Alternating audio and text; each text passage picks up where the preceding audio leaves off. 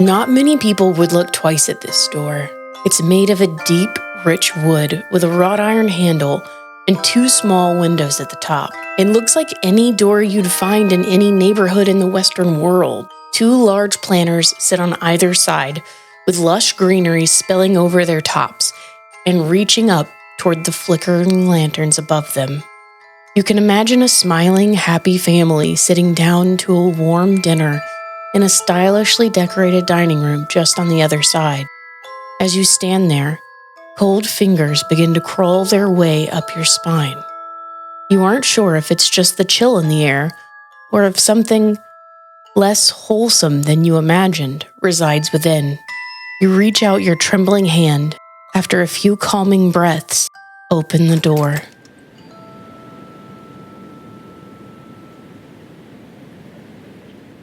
The group of you sit around this rough-hewn wooden table in front of a low but warm fire. Food is set out in front of you. It's not exactly elegant or festive, but it's bread, cheese, apples, some dried sausages, stuff that will be food and will sustain you. You all have not exactly this darkness amongst your group, but there's sort of this weight to all of the things that you've discovered as you all begin to fill each other in on what each of you has individually learned. It is here that we open the tale, with you sitting in this warm space, this dark space, and a space that for the moment you believe is safe at the inn that G.U.M.D.R.O.P runs. So, we know that the Ice Queen is here. We know how to get into the factory. We have our allies ready. What's our plan of action? Halley. Great question. Jack, what's our plan of action? Well, we shouldn't face the Ice Queen and Krampus at the same time. We should try to split them. Split them or split us? Maybe both. Y'all are so dedicated to splitting this party at every opportunity. It's like you're mad at me specifically. Or we could just do it at 2 separate times. We know that the Ice Queen patrols the city. We know that G.U.M.D.R.O.P can... they're going to get a delivery. Is that right? To the factory, yeah. And they could show us. Yeah, and we could talk to Kai there, or we could just surprise the queen. If we get one, does the other one know? Are they friends? Do they talk? They seem like friends. Yeah. They seem like besties. Yeah, it seems like that. Okay. I did put out a call to Frosty for help, but I don't know if he'll arrive or not.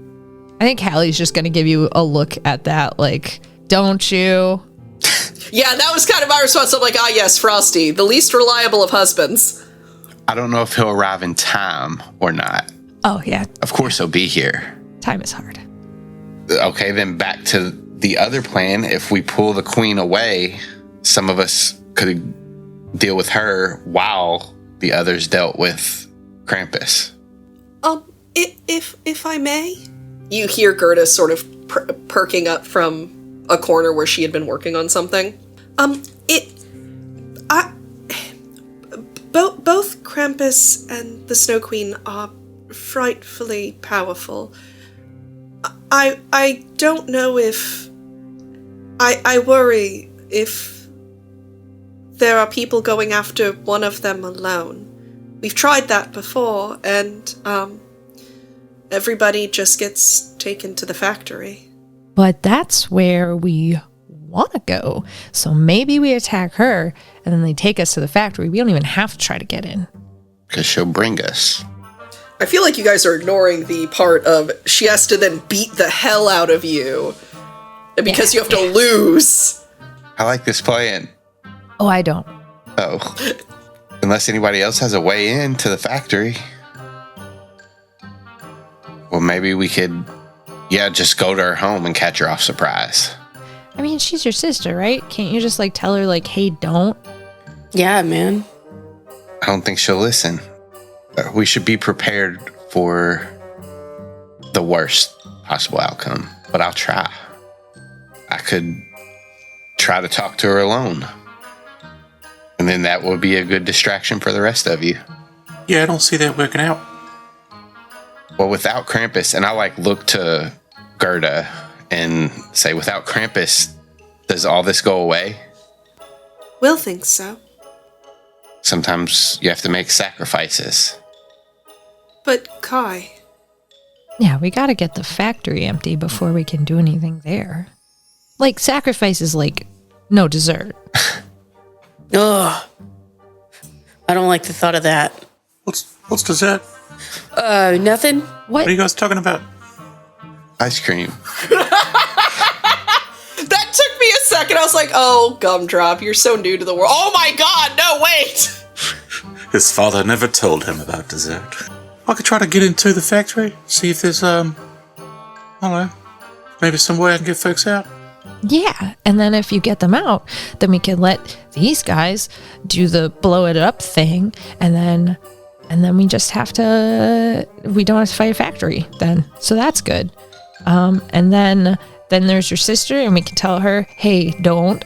And then there's Krampus, and we can just be like, this isn't cool, bro. And then Frosty arrives, and he has really good angry voice, so maybe he could just tell Krampus that he can't do that anymore, and then we put him in Christmas jail. And then we go home. Christmas jail. All right. I think that's the plan then. Wait, what is it? Yeah, I was about to say, so for the GM, go over what the full plan is so that I have I have bullet points here. Gum-Drop sneaks in. Oh, yeah. And gets everybody out of the factory.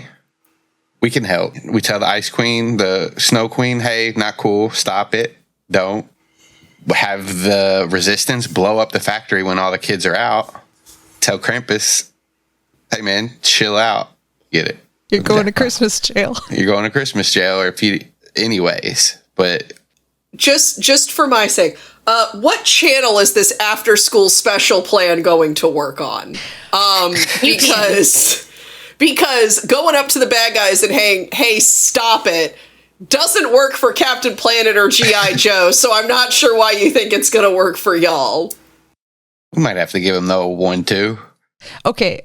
I just really asterisk right here as the normal Savannah player. You guys are really stressing me out. That was meant to be a goof plan that you guys would tear down and come up with something better. Well, come up with a bad plan then if you don't want us to if you want us to tear it down. That is a bad plan, Austin. No, I like, hey, stop and chill out, bro. I'm so stressed.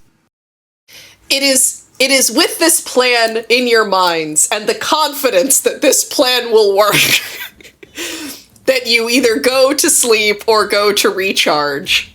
You get your gear and everything together as the dawn rises, ready to execute this in no way bad plan that will in no way have problems.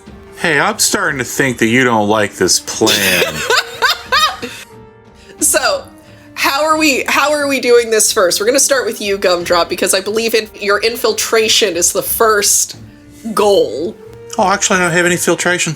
It's just take the air in normally. It's fine. That joke was terrible. Okay, yeah, so just, I'll just go in and see if, I don't know, see if there's a quick exit we can make. Ring an alarm bell, maybe? How many people are in there? I don't know. I can go count. What do you want, boss? I'll just go check it out. And then I leave. Let's go.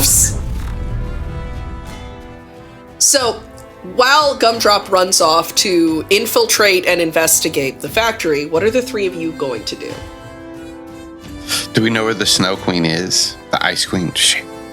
It either works. It's fine. The frozen precipitation queen is really like we're fine. All hail.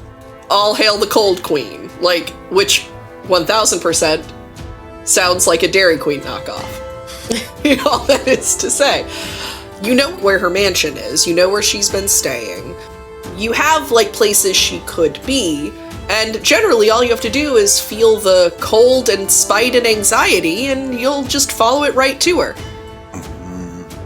All right. Let's go talk to her. Okay, I love family reunions. Let's do it. So the three of you are going to head down Main Street towards the mansion that you know the Snow Queen resides within. Jack, how are you? How are you feeling? How you doing right now? I have a hood up, like disguising who I am, trying to, keep a low profile till we get there. I think around him, things are getting a little chilly, and he's a little bit nervous. You reach the grand doors of her estate.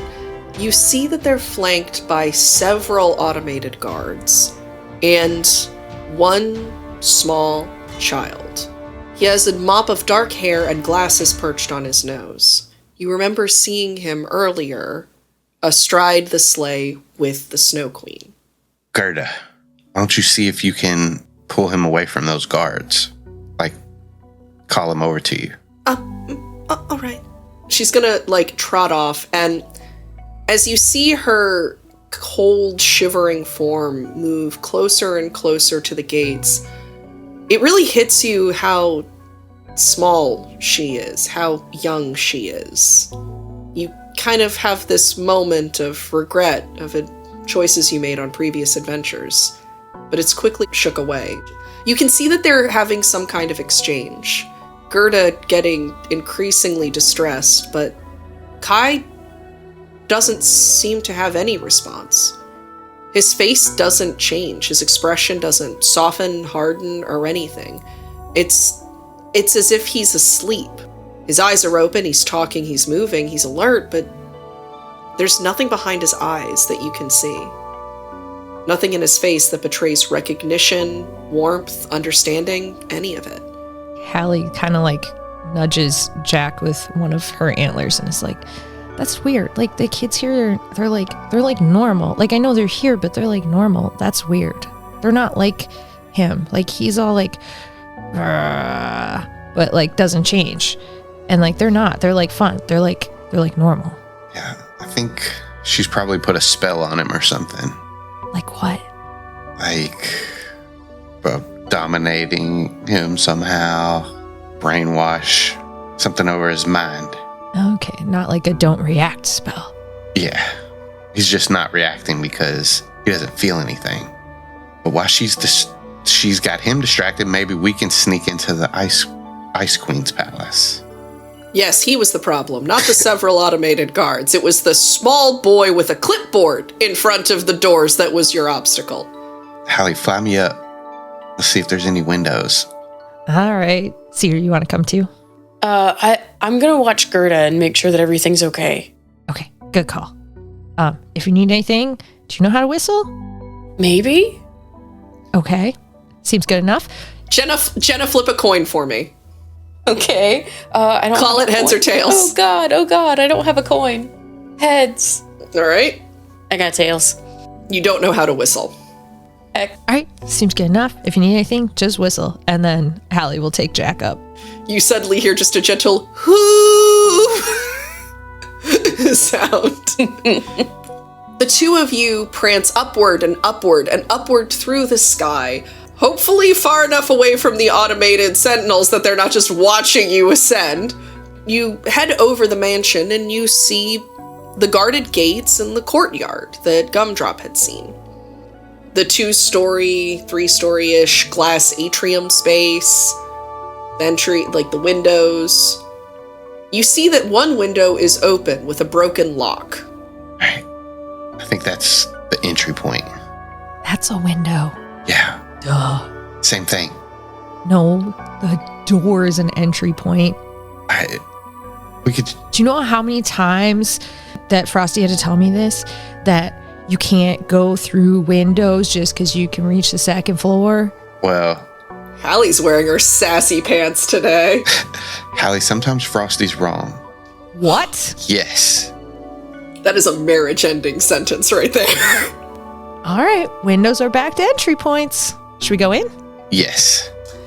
It takes a little bit of maneuvering to get a fully grown person and a reindeer through a window.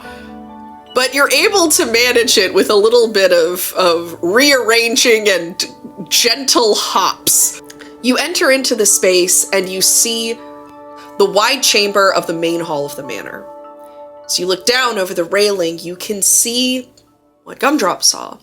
You can see these members of the nobility frozen in place. Skirts stopped mid-swish, feathers moving mid-feather.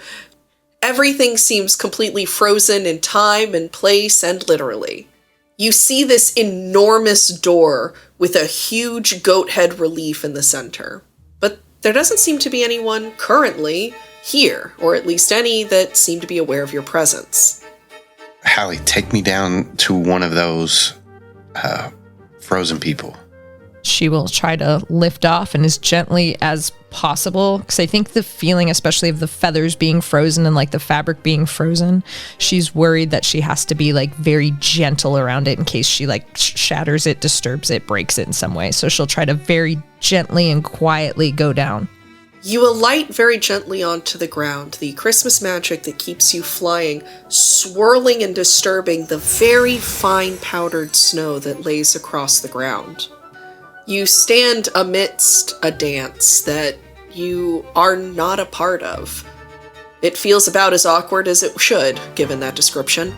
The frozen people surround you, and even though some of them have outstretched hands, you are aware it is not an invitation for ear scritches. Once we get down there, I'll climb off Halley's back and kind of start to walk through the statue, the frozen people.